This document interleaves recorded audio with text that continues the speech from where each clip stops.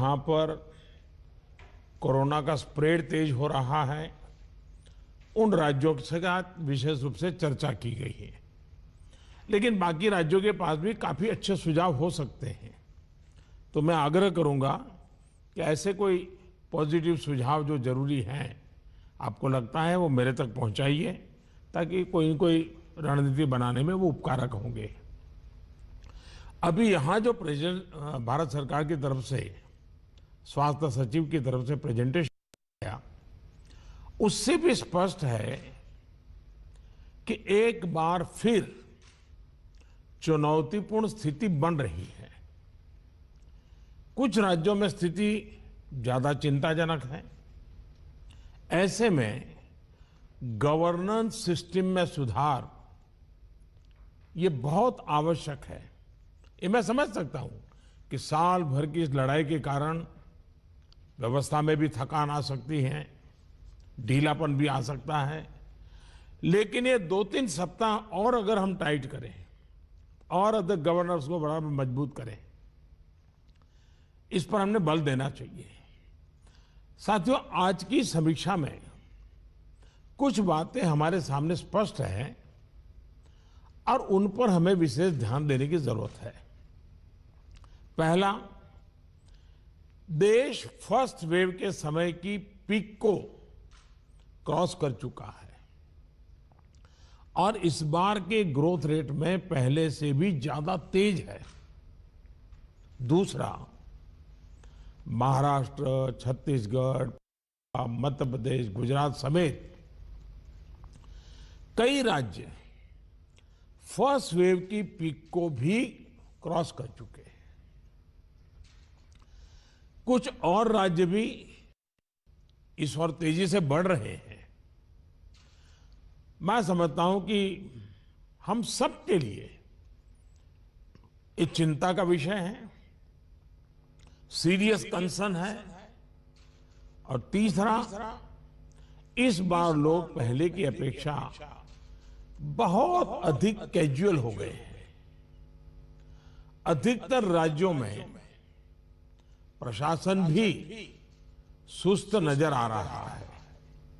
ऐसे में कोरोना के केसेस की इस अचानक बढ़ोतरी ने मुश्किलें ज्यादा पैदा की है।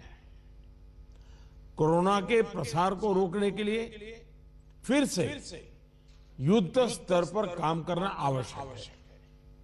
साथियों, इन तमाम चुनौतियों के बावजूद हमारे पास पहले की अपेक्षा बेहतर अनुभव है, पहले की अपेक्षा अच्छे संसाधन है और अब एक वैक्सीन भी हमारे पास है।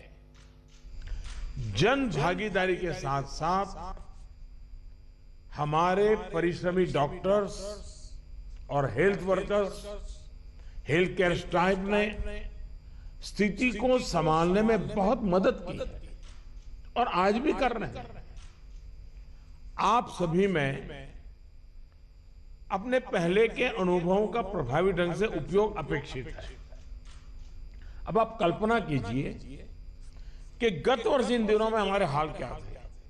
हमारे पास टेस्टिंग लैब नहीं थे, इवन मास्क कहां से मिलेगा ये भी एक चिंता का विषय था, किट नहीं था।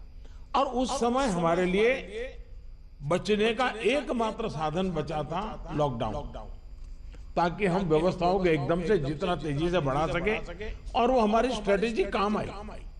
हम व्यवस्थाओं को बना सके, संसाधन खड़े कर पाए, हमारी अपनी कैपेबिलिटी बढ़ाई, दुनिया से जहां से प्राप्त कर सकते कर पाए और लॉकडाउन के समय का हमने उपयोग किया।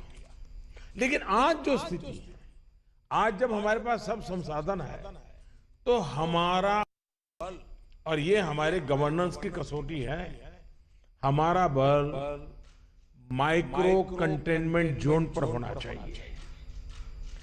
छोटे छोटे कंटेनमेंट जोन पे सबसे ज्यादा होना चाहिए। जहां पर रात्रि कर्फ्यू का प्रयोग हो रहा है, वहां मेरा आग्रह है कि उसके लिए शब्द प्रयोग हमेशा करें, कोरोना कर्फ्यू, ताकि कोरोना के प्रति एक सजगता बनी रहे। कुछ लोग ये इंटेलेक्चुअल डिबेट करते हैं कि क्या कोरोना रात को ही आता है। हकीकत में दुनिया ने भी ये रात्रि कर्फ्यू के प्रयोग को स्वीकार किया है, क्योंकि हर व्यक्ति को कर्फ्यू समय होता है तो याद आता है कि हाँ, मैं कोरोना काल में जी रहा हूं और बाकी जीवन व्यवस्थाओं को कम से कम प्रभाव होता है। हाँ, अच्छा होगा कि हम कोरोना कर्फ्यू रात को 9 बजे शुरू करें या रात को 10 बजे शुरू करें और सुबह 5-6 बजे तक चलाएं, ताकि बाकी व्यवस्थाओं को प्रभाव ज़्यादा न हो। और इसलिए उसको कोरोना कर्फ्यू के नाम से ही प्रचलित करें। और कोरोना कर्फ्यू एक प्रकार से लोगों को एजुकेट करने के लिए काम आ रहा है, अवेयरनेस के लिए काम आ रहा है, तो हमने इसके तरफ ध्यान देने के। लेकिन मैंने पहले कहा, अब हमारे पास व्यवस्था इतनी हो चुकी है, माइक्रो कंटेनमेंट जोन, उसी पर बल दीजिए, आपको अच्छे परिणाम मिलेंगे। हाँ, उसमें जरा सरकार को थोड़ी मेहनत ज्यादा पड़ती है, गवर्नेंस को टाइट रखना पड़ता है, हर चीज को माइन्यूटली ऑब्जर्व करना पड़ता है, लेकिन ये मेहनत रंग लाएगी, ये मुझ पे विश्वास है। दूसरी बात है, हमने पिछली बार कोविड का आंकड़ा 10 लाख एक्टिव केसेस से 1.25 लाख तक नीचे लाकर दिखा दिया था। ये जिस रणनीति पर चलते हुए संभव हुआ, वो आज भी उतने ही सटीक है। और मजा देखिए, उस समय सफलता हम ही लोगों ने पाई थी, तब संसाधन भी कम थे। आज तो संसाधन ज्यादा है और अनुभव भी ज्यादा है, और इसलिए हम इस पीक को बहुत तेजी से नीचे ला सकते हैं, पीक को ऊपर जाते रोक भी सकते हैं। और अनुभव कहता है कि test, track, treat, COVID appropriate behaviour और कोविड मैनेजमेंट, इन्हीं चीजों पर हमें बल देना है। और आप देखिए, अब एक विषय ऐसा आया है, मैं आप सभी मुख्यमंत्रियों से आग्रह करता हूं कि आप अपने राज्य की मशीनरी के द्वारा थोड़ा अगर एनालिसिस करें, सर्वे करें, और एक सवाल का जवाब हमें मिल सकता है क्या, मैं इसको सवाल के रूप में कह रहा हूं। होता क्या है कि इन दिनों कोरोना में, ये थोड़ा वेरिफिकेशन का, लेकिन आप ही उसको राज्य में करवा सकते हैं। पहले कोरोना के समय क्या होता था, हल्के फुल्के सिम्टम्स भी लोग डर जाते थे तो तुरंत एक्शन लेते थे। दूसरा, इन दिनों बहुत पेशेंट असिम्टोमेटिक है और उसके कारण उनको लगता है तो ऐसे ही थोड़ा जुकाम हो गया, ऐसा हो गया, कभी कभी तो वो भी नजर नहीं आता, और उसके कारण वो परिवार में पहले की तरह ही जिंदगी जीते हैं और परिणाम स्वरूप पूरा परिवार लपेट जाता है और फिर इंटेंसिटी बढ़ती है, तब हमारे ध्यान आता है। जो आज परिवार के परिवार जो लपेट में आ रहे हैं, उसका मूल कारण है शुरुआत एसिम्टोमेटिक से होती है और केयरलेस होने से होती है। उसका उपाय क्या है? उसका उपाय है प्रोएक्टिव टेस्टिंग। हम जितना ज्यादा टेस्टिंग करेंगे तो ऐसे जो पेशेंट होगा वो भी ध्यान में आ जाएगा, तो परिवार में होम क्वारंटाइन वगैरह ढंग से कर लेगा। वो परिवार के साथ जैसे नॉर्मल जिंदगी जीता है वो नहीं जिएगा, और इसलिए पूरा परिवार जो आज सब लपेट में आ जाता है उसको हम बचा सकते हैं। और इसलिए हम अभी चर्चा जितनी वैक्सीन की करते हैं, उससे ज्यादा चर्चा हमें टेस्टिंग की करने की जरूरत है, बल टेस्टिंग पर देने की जरूरत है। और हमने सामने से टेस्टिंग के लिए जाना है। उसको तकलीफ हो और फिर टेस्टिंग करने के लिए आए और फिर उसको पॉजिटिव नेगेटिव मिल जाए, और वो मैं समझता हूं क्रम हमारे लिए थोड़ा बदलना पड़ेगा। हमारे पास वायरस को कंटेन करने के लिए एक अहम तरीका है कि हम ह्यूमन होस्ट को कंटेन करें। मैंने पहले भी कहा था, ये कोरोना एक ऐसी चीज है कि जब तक आप उसको लेकर के नहीं आओगे घर में नहीं आता है, और इसलिए ह्यूमन सोर्स जो है हर एक को हमने जागरूक करना पड़ेगा, उसने नियमों का पालन करना होगा, ये बहुत आवश्यक है। और निश्चित तौर पर इसमें टेस्टिंग और ट्रैकिंग की बहुत बड़ी भूमिका है। हम टेस्टिंग को लाइट न लें। टेस्टिंग को हमें हर राज्य में इतना बढ़ाना होगा कि पॉजिटिव रेट कैसे भी करके 5% के नीचे ला करके रख जाए। और आपको याद होगा, शुरू में जब कोरोना खबरें आने लगी तो हमारे यहाँ कंपटीशन होने लगी। वो राज्य तो निकम्मा है, वहाँ बहुत बढ़ गया, फलाना राज्य बहुत अच्छा कर रहा है, राज्यों की आलोचना करना बड़ा फैशन हो गई थी। तो पहली मीटिंग में मैंने आप सबसे कहा था कि संख्या बढ़ने से आप जरा भी चिंता मत कीजिए, उसके कारण आपका परफॉर्मेंस बुरा है, प्रेशर में मत रहिए, आप टेस्टिंग पर बल दीजिए। और वो बात मैं आज भी कह रहा हूँ, संख्या ज़्यादा है इसलिए आप गलत कर रहे हैं, ये सोचने की ज़रूरत नहीं है। आप टेस्टिंग ज़्यादा करते हैं, उसके कारण पॉजिटिव केस नज़र आते हैं, लेकिन बाहर निकलने का रास्ता वही है। और जो आलोचना करने वाले हैं, थोड़े दिन आलोचना सुननी पड़ेगी, लेकिन रास्ता तो टेस्टिंग का ही है। टेस्टिंग के कारण आंकड़ा बड़ा आ जाता है, आने दीजिए। उसके कारण कोई राज्य अच्छा है, कोई राज्य है, ऐसा मूल्यांकन का तरीका ठीक नहीं है। और इसलिए मेरा आपका आग्रह है कि इस प्रेशर से बाहर निकल जाइए, टेस्टिंग को बल दीजिए। भले पॉजिटिव केस ज़्यादा आते हैं, आने दीजिए, लेकिन उसी का तो हम उपाय कर पाएंगे। और हमारी टारगेट 70%, 70% RT-PCR टेस्ट करने का है। कुछ जगह से मेरे पास खबर आई है, मैंने वेरीफाई नहीं किया है, कि कुछ लोग जो RT-PCR टेस्ट कर रहे हैं उसमें जो सैंपल लेते हैं उसमें बहुत लेथार्जिक है। ऐसे ही मुंह के आगे ही से सैंपल ले लेते हैं। ऐसा है, बहुत गहरे के सैंपल लिए बिना रियल रिजल्ट मिलता ही नहीं है। अगर आपने ऊपर ऊपर से ले लिया मुंह में थोड़ा सा डाल करके, तो जो रिजल्ट आएगा वो तो नेगेटिव ही आने वाला है। और इसलिए जब तक सुई को अंदर डाल करके सैंपल नहीं लेते हैं, जिन राज्यों ये हो रहा है इसको रोकने के लिए कोशिश कीजिए। भले पॉजिटिव केस बढ़े, चिंता मत कीजिए, लेकिन पॉजिटिव केस होगा तो ट्रीटमेंट होगा, लेकिन वो नहीं होगा तो घर में फैलाता रहेगा, पूरे परिवार को, पूरे मोहल्ले को, पूरे टेनामेंट को, सबको लपेट लेगा। हमने पिछली मीटिंग में इस पर चर्चा की थी कि RT-PCR टेस्ट बढ़ाने की जरूरत है। और फिर मैं कहता हूं कि प्रॉपर सैंपलिंग और प्रॉपर होना चाहिए।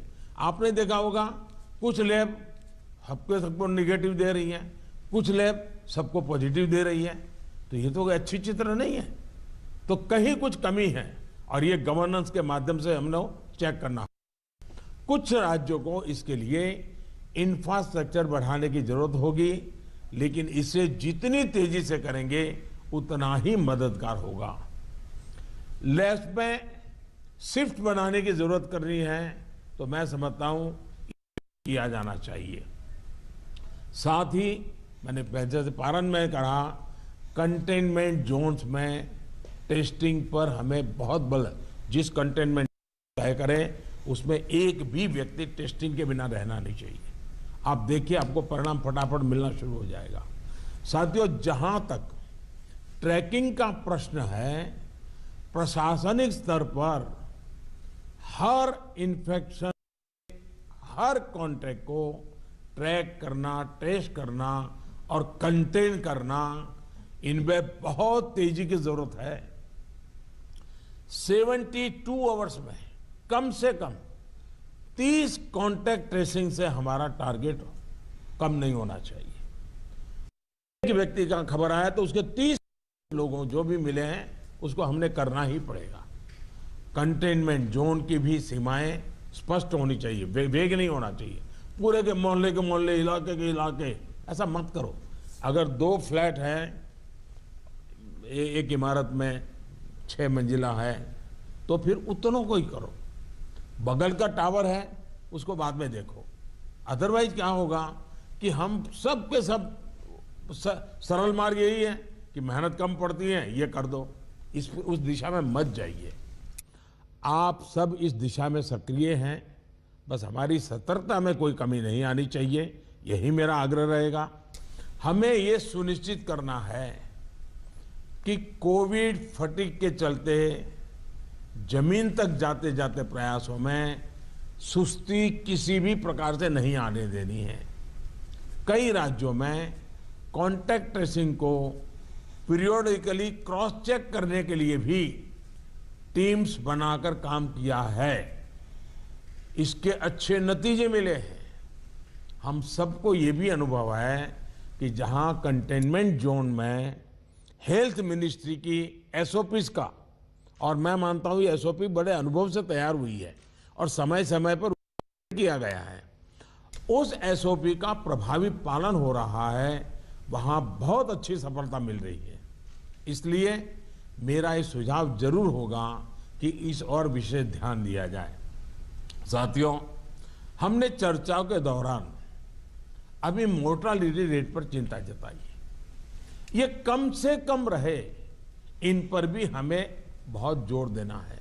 और उसका मूल कारण यही है कि वो रूटीन लाइफ जीता है, मामूली बीमारी ऐसा मान लेता है, पूरे परिवार में फैला देता है और फिर एक स्थिति बिगड़ने के बाद अस्पताल तक आता है, फिर टेस्टिंग होता है और तब चीजें हमारे हाथ से निकल जाती है। हमारे पास हर हॉस्पिटल में डेथ एनालिसिस की जानकारी होनी चाहिए। किस स्टेज में बीमारी का पता चला, कब एडमिशन हुआ, मरीज को कौन कौन सी बीमारियां थी, मृत्यु के पीछे अन्य क्या फैक्टर्स रहे, ये डाटा जितना कॉम्प्रिहेंसिव होगा हमें उतने ही जीवन बचाने में बहुत आसानी होगी।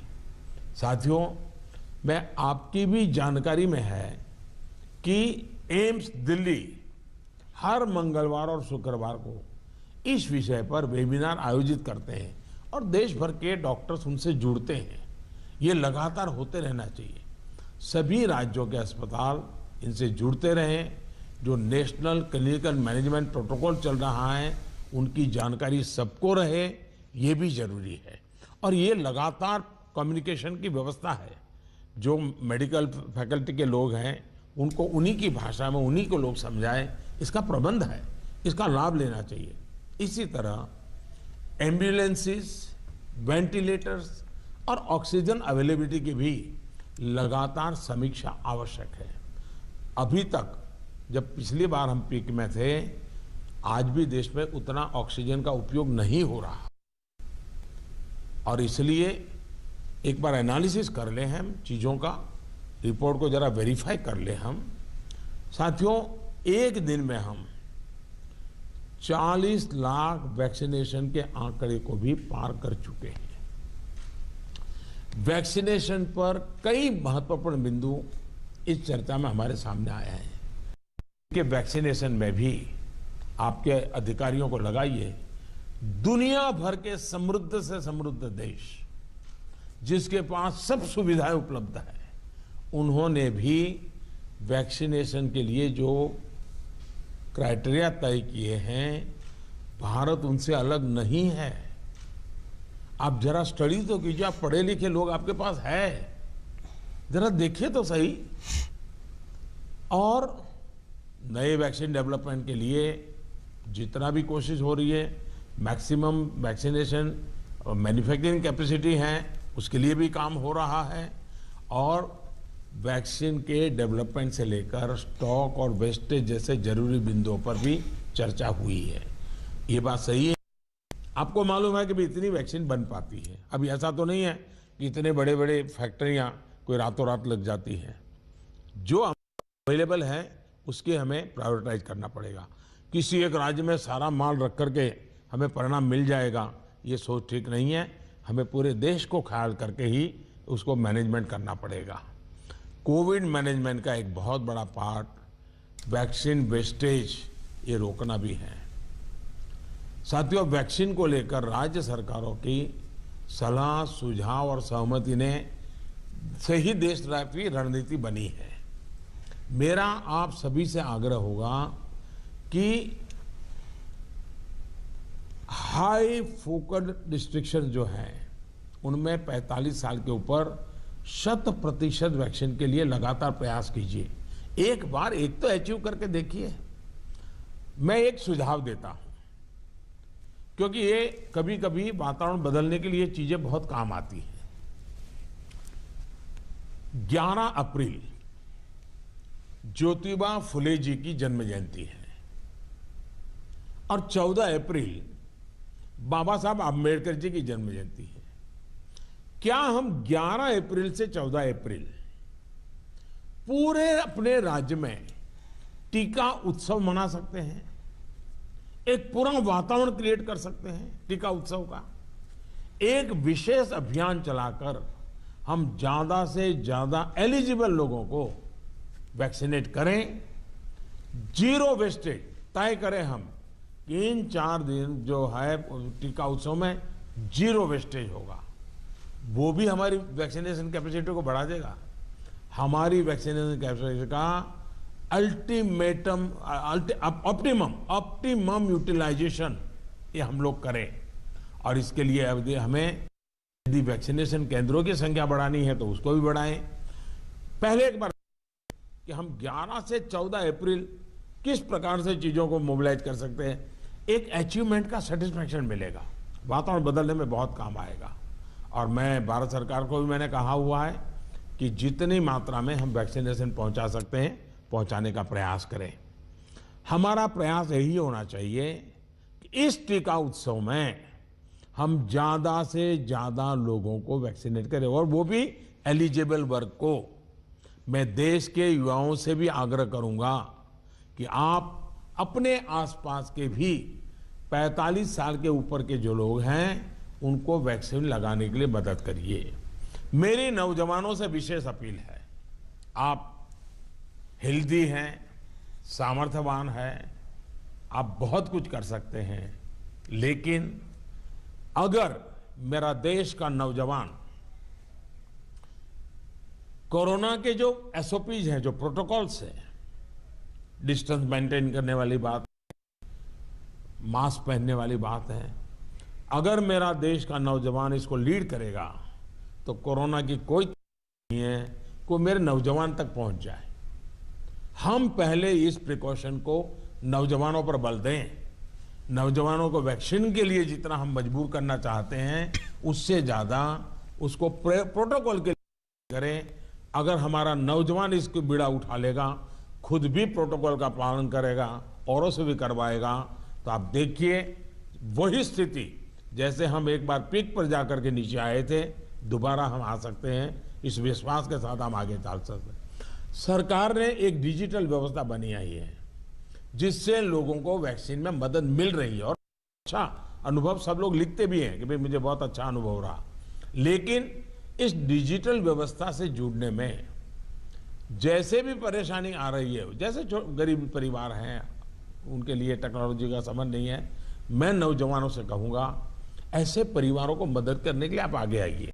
हमारे एनसीसी हो, हमारे एनएसएस हो, ये हमारे राज्य के जो सरकार की व्यवस्थाएं हैं उनको हम काम में लगाएं ताकि लोगों को थोड़ी मदद मिले। हमने इसकी चिंता करनी चाहिए। शहरों में एक बहुत बड़ा वर्ग है जो गरीब है, बुजुर्ग हैं, झुग्गी झोपड़ी में रहता है, उन तक ये बातें पहुंचाएं, उनको हम वैक्सीनेशन के लिए ले जाएं। ये हमारे वॉलेंटियर्स को, सिविल सोसाइटी को, हमारे नौजवानों को हमारी सरकारें मोबिलाइज करें और उन्हें प्राथमिकता के आधार पर हम वैक्सीन लगवाना अगर हमारा प्रयास रहेगा तो हमें एक पुण्य का काम का संतोष मिलेगा और हमें उनकी चिंता जरूर करनी चाहिए।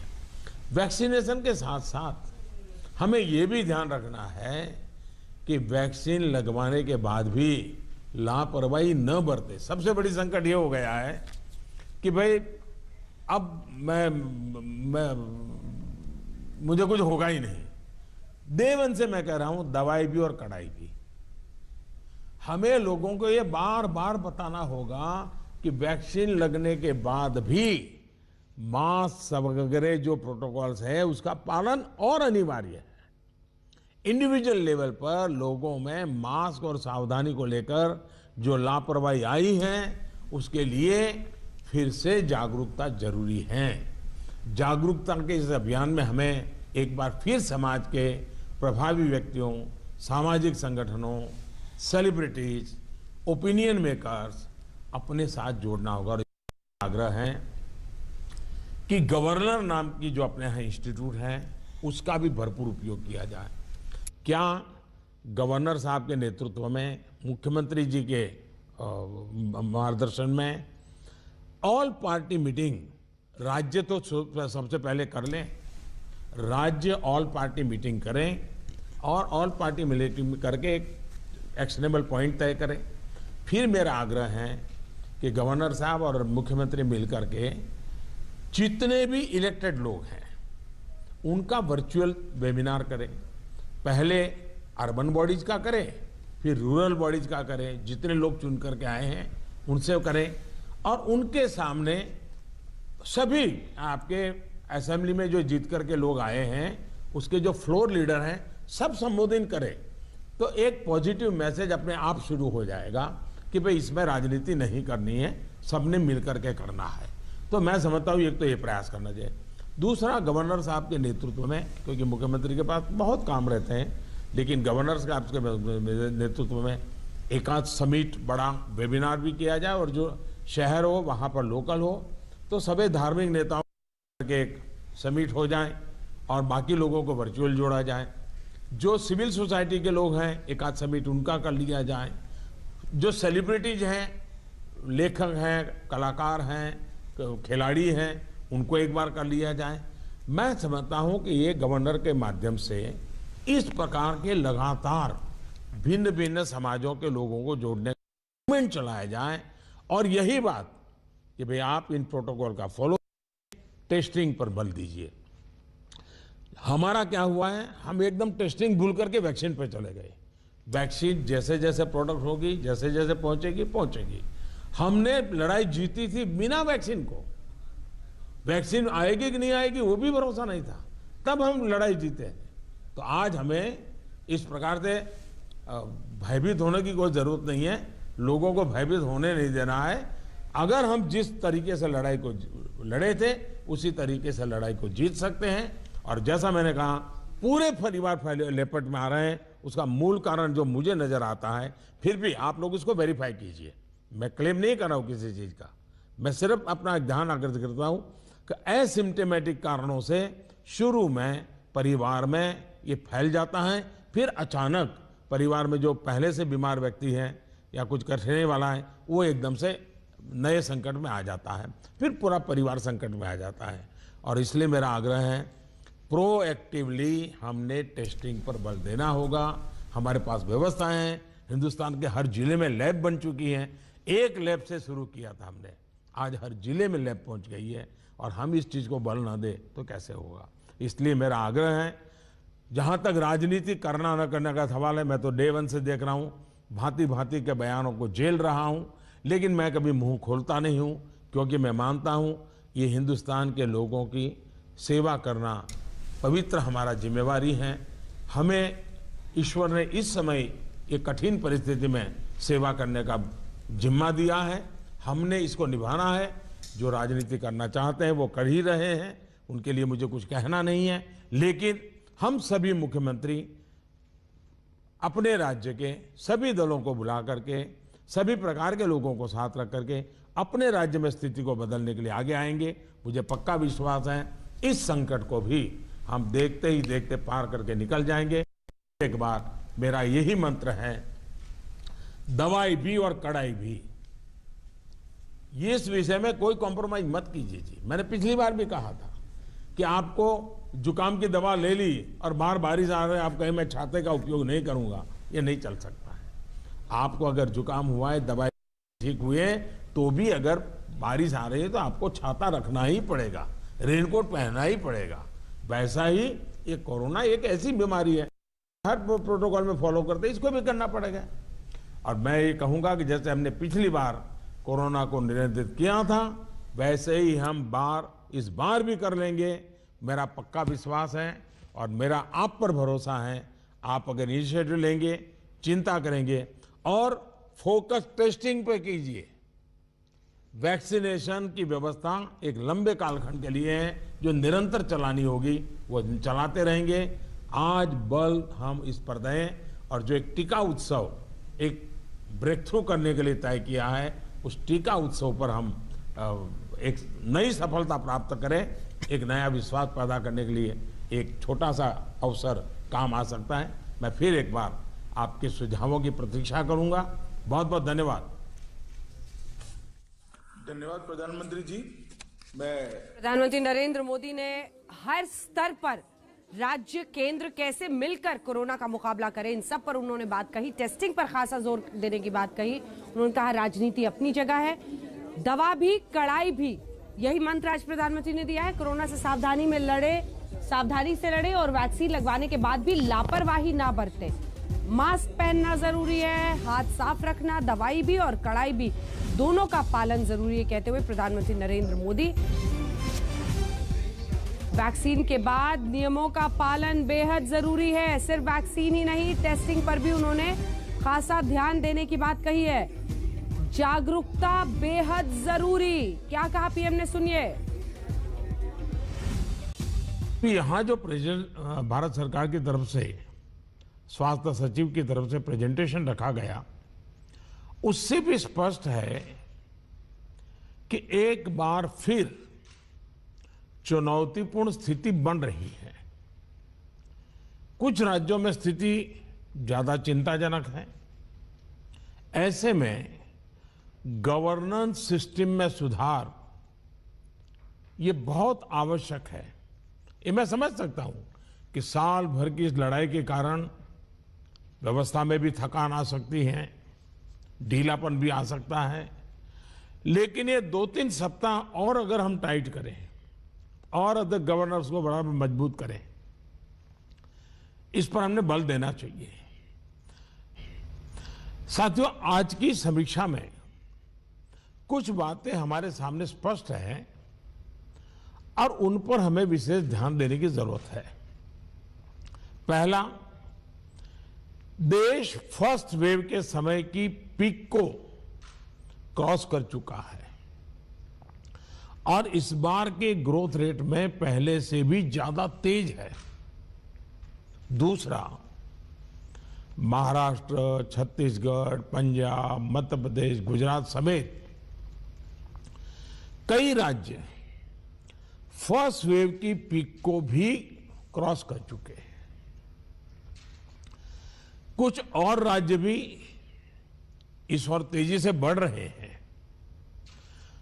मैं समझता हूं कि हम सब के लिए एक चिंता का विषय है, सीरियस कंसर्न है। और तीसरा, इस बार लोग पहले की अपेक्षा बहुत अधिक कैजुअल हो गए हैं।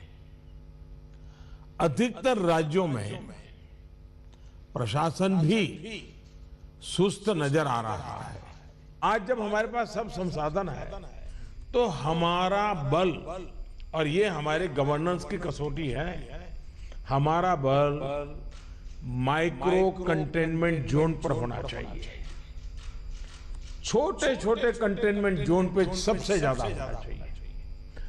जहां पर रात्रि कर्फ्यू का प्रयोग हो रहा है, वहां मेरा आग्रह है कि उसके लिए शब्द प्रयोग हमेशा करें, कोरोना कर्फ्यू, ताकि कोरोना के प्रति एक सजगता बनी रहे।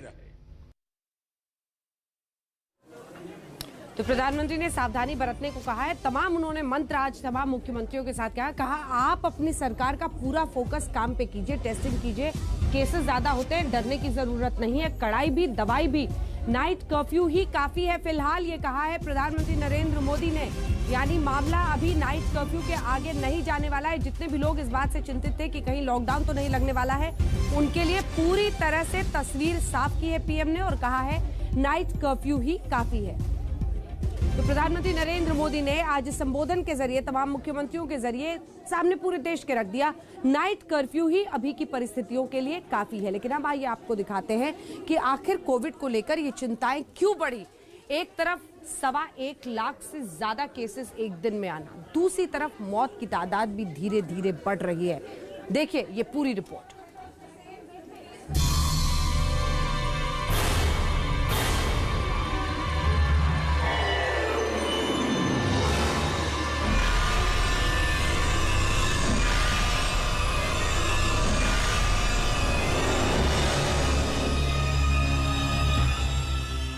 भारत में कोरोना वायरस का संक्रमण अब कहर बनकर टूट रहा है। पिछले सारे रिकॉर्ड ध्वस्त हो चुके हैं। 1.25 लाख नए मामलों के साथ कोरोना ये दिखा रहा है कि दूसरी लहर में कोरोना का विस्फोटक घातक नहीं बल्कि बहुत घातक है।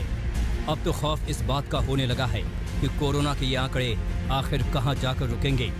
दूसरी लहर में कोरोना के मामले पहले 1 लाख के पार हुए, फिर 1,15,000 के पार हुए, आज 1.25 लाख को ये आंकड़ा पार कर गया है। आगे क्या होने वाला है? क्या कोरोना के मरीजों की संख्या 1.5 लाख पहुंचेगी या 2 लाख पहुंचेगी? और कितने दिनों में ये नौबत आने वाली है? आखिर दूसरी लहर का पीक कोरोना के कितने मामलों पर जाकर रुकेगा? हालात इतने बदतर हैं कि बड़े बड़े एक्सपर्ट भी फेल हो रहे हैं। कोरोना की पहली और दूसरी लहर में कौन सी ज्यादा विस्फोटक है, इन आंकड़ों से आपको साफ साफ समझ में आ जाएगा।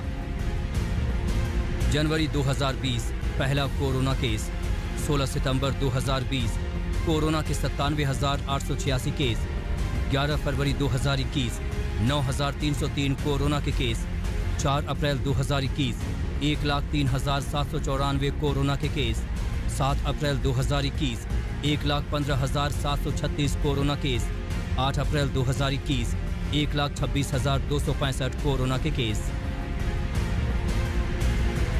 राज्य दर राज्य कोरोना के नए मामले नए रिकॉर्ड बना रहे हैं। 8 अप्रैल को जब महामारी का आंकड़ा आया तो पिछले 24 घंटे में 684 लोगों ने कोरोना से दम तोड़ा।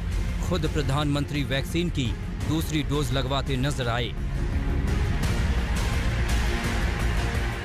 पूरे देश में दिल्ली से लेकर पटना तक, मुंबई से लेकर बेंगलुरु तक, भोपाल से लेकर अहमदाबाद तक, देश भर में ज्यादातर शहरों में नाइट कर्फ्यू लगा दिया गया है।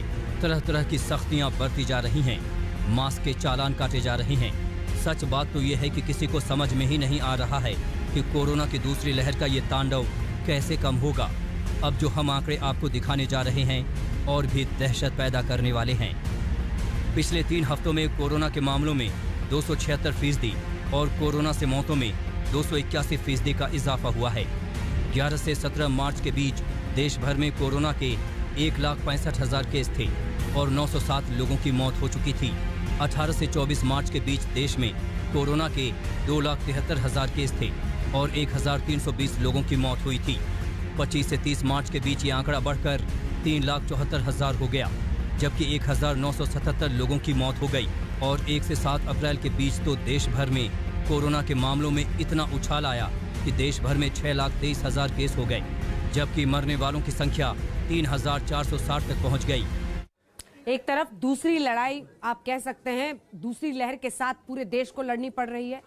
प्रधानमंत्री ने कुछ ही देर पहले मुख्यमंत्रियों से बातचीत करते हुए उनके संबोधन में ये साफ कहा है कि अभी लॉकडाउन है, नाइट कर्फ्यू अभी काफी है, लेकिन दवाई भी, कड़ाई भी, टेस्टिंग भी जरूरी है। देखते रहिए आज तक।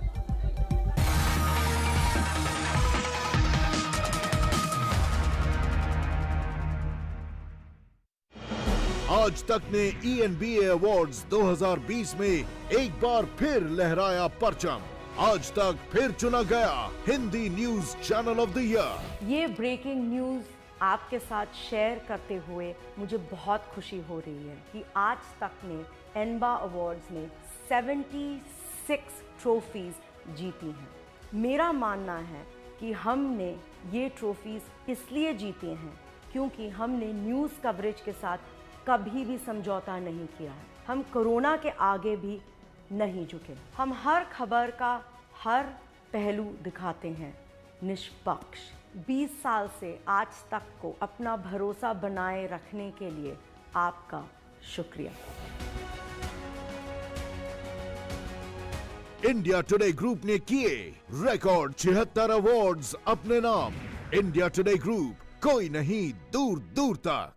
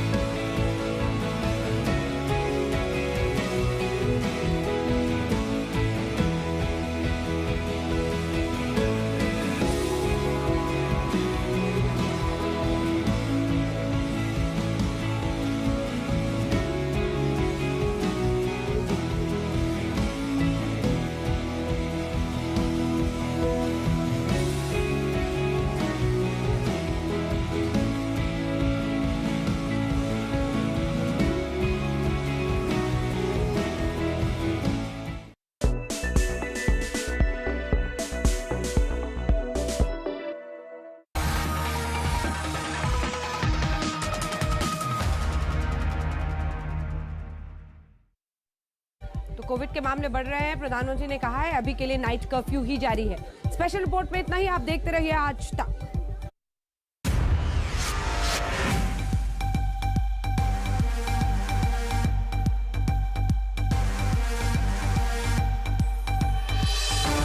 Presented by Dabur red toothpaste, देश का लाल।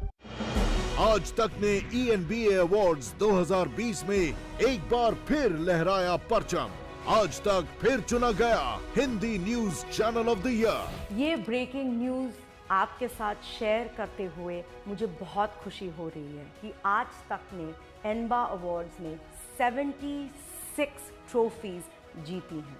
मेरा मानना है कि हमने ये ट्रॉफीज इसलिए जीते हैं क्योंकि हमने न्यूज़ कवरेज के साथ कभी भी समझौता नहीं किया है। हम कोरोना के आगे भी नहीं झुके। हम हर खबर का हर पहलू दिखाते हैं निष्पक्ष। 20 साल से आज तक को अपना भरोसा बनाए रखने के लिए आपका शुक्रिया।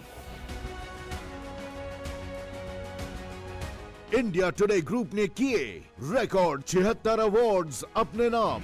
इंडिया टुडे ग्रुप, कोई नहीं दूर दूर तक।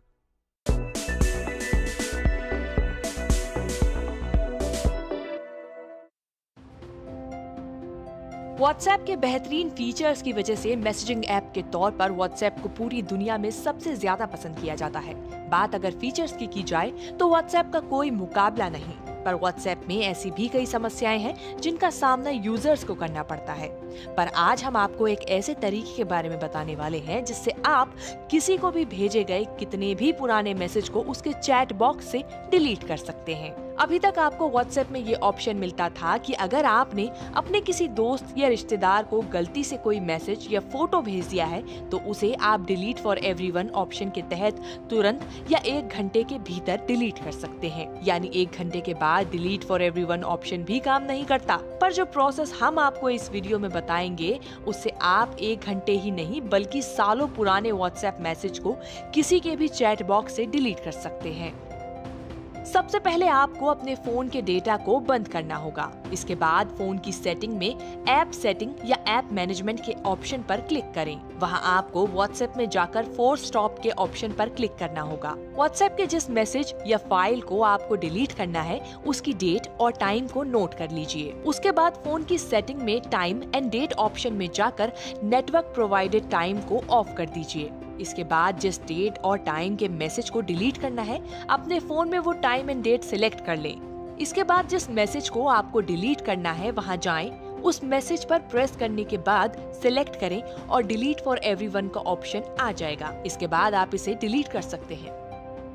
इस तरीके को अपनाकर आप कितने भी पुराने मैसेज को रिसीवर के चैट बॉक्स से डिलीट कर सकते हैं। बता दें कि इस प्रोसेस को पूरा करने के बाद अपने फोन के डेटा को ऑन भी कर सकते हैं। साथ ही टाइम एंड डेट सेटिंग में जाकर नेटवर्क प्रोवाइडेड टाइम को भी ऑन कर दीजिए। न्यूज़ तक ब्यूरो।